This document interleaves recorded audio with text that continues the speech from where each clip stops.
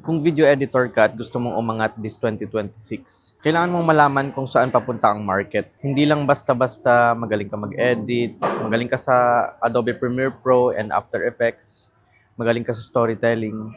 Hindi lang sa ganyan, guys. Ang laban ngayon is bagong skill sets. At sa intro pa lang sasabihin ko na, ang number one niche ngayon for video editors is AI video generation. So most of my clients now, actually lahat nga gumagamit na kami ng mga AI video generation software. So, ang gamit namin, Higgsfield for video generation. So, mag-generate muna kami ng images and then mag-generate ng B-rolls. And also, we also use 11 Labs for the voiceovers. So, complete package na. You can produce videos literally from scratch. So, hindi na kailangan mag-film, hindi na kailangan mag-record ng voiceovers. Lahat I produce from AI. So guys, pag uwi ko, ipapakita ko sa inyo yung buong process ng aking team kung paano ba kami nagpo-produce ng AI-generated videos and AI-generated voiceovers from scratch. And magpapakita ko sa inyo ng examples, yung mga previous videos na nagawa namin for our clients. So yung mga videos na talagang completely AI-generated.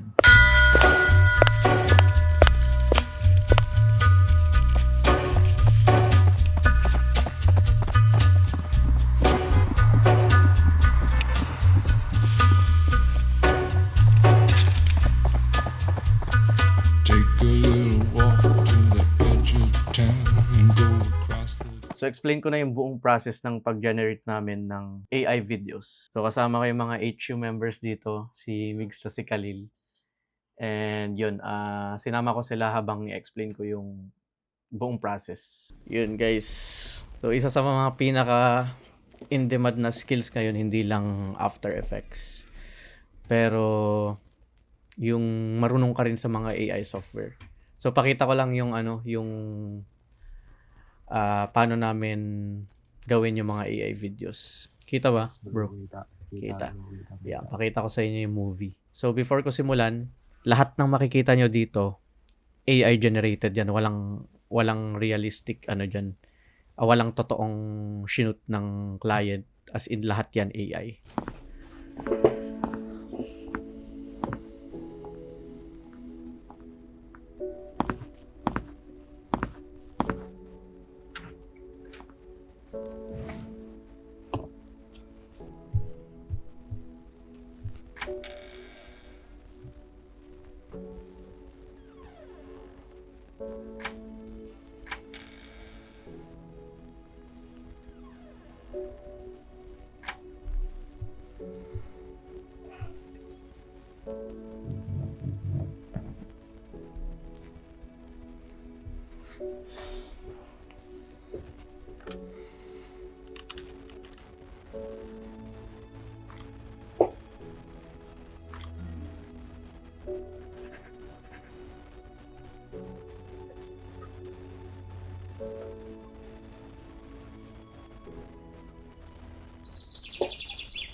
I en vardag där tempot är högt och mycket ska fungera samtidigt är det inte alltid lätt att ha kontroll.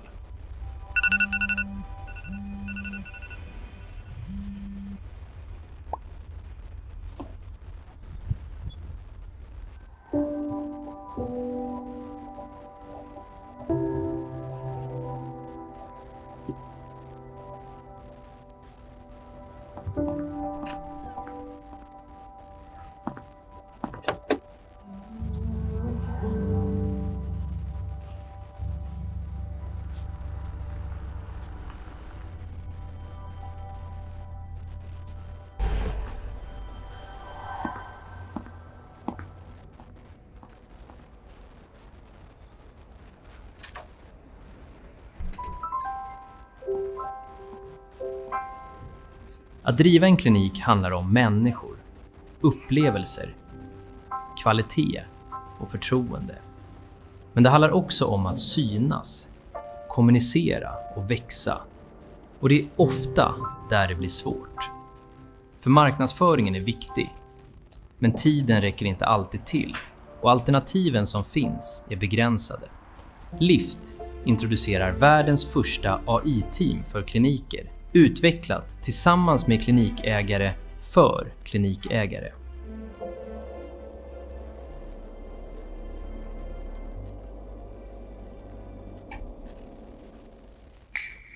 Angas, di ba? Kita nyo yun, guys. Solid. Solid, no? Solid. Lahat ng yun, Anong client yan, bro? yung sa Swedish client ko. Yung sa Sweden. Bagong ano yan? Bago niyang ano? Brand? Bago niyang company. So, di ba marketing agency sila? Yes. Nag-move na sila sa... Gumagawa sila ng AI software company na kung saan nag-supply sila sa mga beauty clinic sa Sweden ng AI employees. So, medyo mahabang explanation pero yun yung buong concept ng company nila. So, Oo, bro, gets ko siya. Mga AI, mga AI automation. Halimbawa, magbubuk ng meeting, mga ganon. Iba-iba ng roles, may creative strategies, may taga-create ng images. So, ginawa nila ng characters yung mga AI employees. So, iba-ibang roles yan. Partnership na kayo yan, ikaw na sa creatives niya. Oo, alam niya din na agency ako. So, parang partners na kami. And, Dang. to be honest bro, itong company nila, ang goal nila is maging billion dollar company. Ka-level nila Elon Musk. So, wala pang gumagawa nito. Actually, meron nang gumawa. Pero, ibang angle naman yung AI employees nila. Ito kasi, ginawan nila ng characters yung bawat role. Parang totoong tao. Ginawan nila ng personality. Parang ito, for example. Ito guys, dapat aralin nyo sa mga nanonood dyan sa YouTube and dito sa inyo, Migs. Magandang skill set talaga tong AI kasi dito na tayo papunta. Yung market natin from After Effects na status, pag After Effects kasi mataas status mo, ngayon ang nakapataas na ng status mo talaga is yung pag marunong ka sa mga AI software. Ito yung isa sa mga AI employees nila and Max ang pangalan niya. Creative Strategist ata yung role niya, if I'm not mistaken. Kanina realistic yung pag pinapakita yung beauty clinics mismo. Ito naman is anime world pag i-introduce yung mga AI employees. So, panoorin natin. This is Max. In many ways, he feels like a completely ordinary guy. Calm, kind, focused. For Max, almost nothing is a problem. He is not the kind of person who needs to be at the center of attention. He just likes helping out. At the same time, there's someone else caring a lot. A clinic owner with customers, treatments, staff, and 1,000 things to think about. And once the day gets going, there is rarely any time left for all those other things. That is where Max comes in.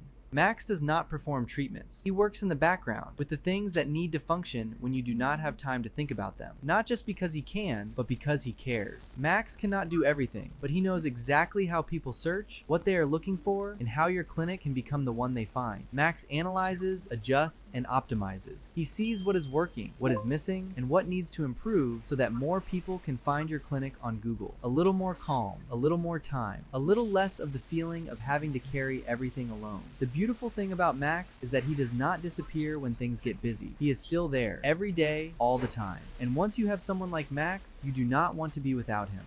Yun yung type ng isa pang video na pinoproduce namin. Marami pa guys. Magpapakita lang ako sa inyo ng another 2 to 3 examples. Ito naman Pixar style ng AI. If you have balls, this message is for you. They found microplastics in human testicles. Not a theory, not a conspiracy. Actually found them. And one of the easiest ways you're putting that stuff in your body is the gum you chew. Because most gum uses something called gum base, which sounds scientific, but really just means plastic. So people are out here casually chewing a flavored piece of plastic 3, 4, 5 times a day. Women aren't safe either. Microplastics have been linked to fertility issues too. I tried finding gum that didn't use it, couldn't. Every single one had some version of it. So we made our own. This is underbrush, made from actual tree sap, mastic spruce. Stuff humans have been chewing for thousands of years before someone decided plastic was a better idea. If you're going to chew gum every day, you might want to think about your balls. Tap the link below before we sell out. What exactly? Pixar style din. Kamusta naman engagement yan, bro? Kung tinry nyo na na-ads nyo na yan, In-ads na nila to bro. Malaking company na kasi sila kaya for sure malakas na sa marketing kahit anong video yung i-post nila. Pero okay siya bro, okay din naman. Bago yung bagong niche, parang bagong niche ng advertising, no? Oo. What exactly happens if you stop brushing your teeth? I week 1, a sticky layer of bacteria. is Solid na. already coating Tingnan your nyo kung gaano kalinaw. breath becomes stank, and your gums get red. By day 7, that soft film hardens into Ayun, tartar. Now it's locked on like cement. Week 2 is when the bleeding starts. That tartar sits right on your gum line, making them angry and inflamed. Your bad breath isn't just morning breath anymore. It's mustard gas. Here's the part most people Ano, don't know. toothbrush. Bacteria is Ay, ano, producing acid all toothpaste. day long. chewing gum. That acid is ripping the minerals Ah, right out of your okay, enamel. okay. Your gums will start to recede. Weak spots form. Grabe Cavities marketing begin. na Now you're panalo, covering no? your mouth when you laugh and getting anxiety in social situations. But here's the scariest part. Even if you brush twice a day, that's only 4 minutes of cleaning. Bacteria don't take no breaks. They're attacking your teeth for 23 hours a day. You need something that can support your mouth between brushes. So ito yung gamit namin, Higgsfield. So team team account. Sa amin ng team, binigyan ko sila ng access. SharylAmol.work. So ito yung home. Ito yung itsura niya. Pwede ka na rin mag-create ng UGC videos. Gawa sa AI lang. Pipili ka ng itsura. First process is, before ka mag-create ng videos, mag-create ka muna ng AI images. Punta ka dito. Ang gamit namin is Nano Banana Pro. Ito. Yan. Kung mapapansin nyo, ito. Editing ngayon yung editor ko. Kaka-ano lang nito. Editing. Ito yung mukha ng beauty clinic owner na nakita nyo kanina. 'Di ba? Siya yan. Before mag-generate ng B-roll, lahat images muna. Gagawin ng editors, before sila mag-create ng ganito, kay ChatGPT muna. So, iba-iba yan per client. So, for example, Nano Banana Prompt Lift. Ito yung ano ni client. Magpo-post sila ng images, mga images na na-generate na from scratch.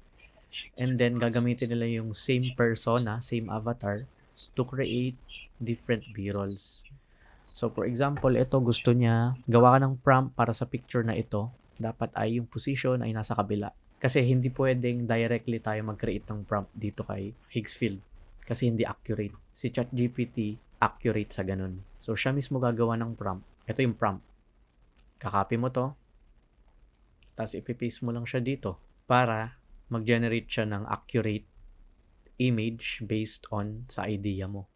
So, ilalagay mo yung idea mo dito and si ChatGPT na gagawa ng prompt. Tapos dito, syempre, i-organize yung chats nyo. Itong chat na to para sa Nano Banana lang to. Itong chat na to is for Kling AI naman, for video production. So, once na okay na yung images, itong images, kunyari, ito yung na-produce nagsulat si ChatGPT ng prompt. Pinaste nyo dito. Let's say, ito yung na-produce niya. Ito naman, i-re-upload ulit natin dito kay ChatGPT. For example, ito, si editor ngayon to. Ngayon siya nagsusulat ng prompts, nag-e-edit. Ito yung na-create niyang images. Ibabalik niya yun kay ChatGPT. Tapos sasabihin niya, create a prompt for image 1, image 2 can be seen in one photo. And make sure the camera angle is aerial. So, depende sa ideas mo. Tapos yan na naman, mag-create na naman siya ng prompt. Based sa mood, pwede ka copy mo lang yung prompt. Dito naman sa video, which is, ang gamit namin is... Unlimited credits ba yan? Hindi bro. Hindi. Actually, itong credits, binibili yan. Kung makikita nyo, ito yung nagagastos ko. Depende sa gamit. Pero last week, kaka-avail ko lang nitong 1,000 credits. Naubos agad within a week. Ngayon, nag-avail ako ng 2,000 credits. And I'm not sure kung when mauubos. Kasi most ng clients talaga, ito yung gamit. Pwede naman sa'yo si client, mag-subscribe para sa'yo. Pero, mas prefer ko to kasi pati yung mga team members. May Antayin access yung sila. system na ginagawa namin, guys. Anti-generate. Bro, may balak na, malapit na siyang ilo-launch. Pero, ang balak namin, mamaya pagtapos ng Mamaya. Sige, ito. Ito guys, oh. Ito ang gamit. Kling AI Motion Control. Ito yung latest. And, i-ano natin to, decrease para makita nyo lahat ng na-generate na. Motion Library History. Okay. I-grid natin. Yan. So, ito yung mga na-generate ni editors based galing sa images. So, ito dati images lang to, 'di ba? Kung makikita nyo dun sa kanina, may images na ganito. Tapos, si ChatGPT is gumawa ng prompt. Yun yung ipipaste nyo dito sa video. Generate, kunyari, yan, maglalagay kayo ng picture. Tapos, i-create kayo ng video. Yung picture galing kay, gagawin mo ng prompt, 'di ba? Ipe-paste mo yung picture dito. Paste mo yung picture, start frame, end frame, tapos yung prompt para makapag-generate siya ng ganito. Panoorin natin. 'Di ba? Minsan, kailangan nyo mag-trial and error kasi minsan hindi accurate yung una. Sample natin to.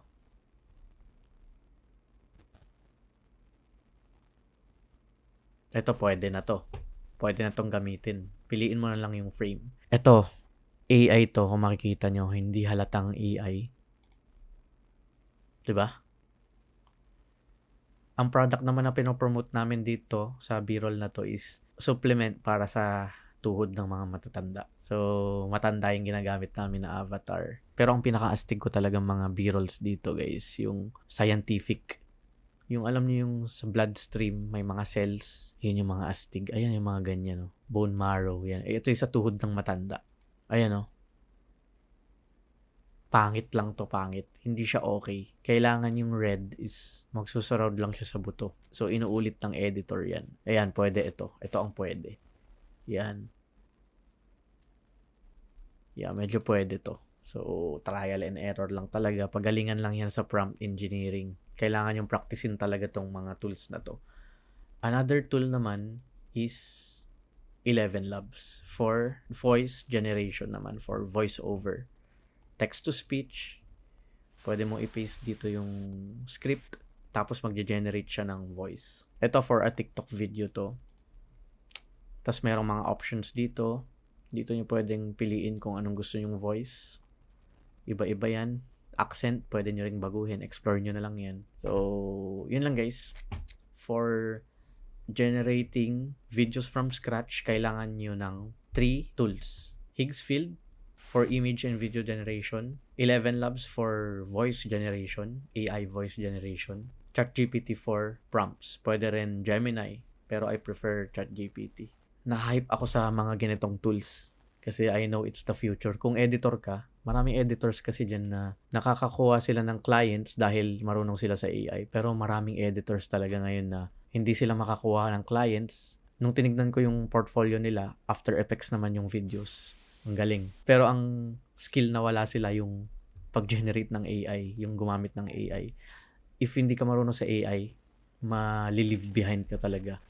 Maiwan ka sa baba. And yung mga editors na marunong sa AI, sila yung aangat.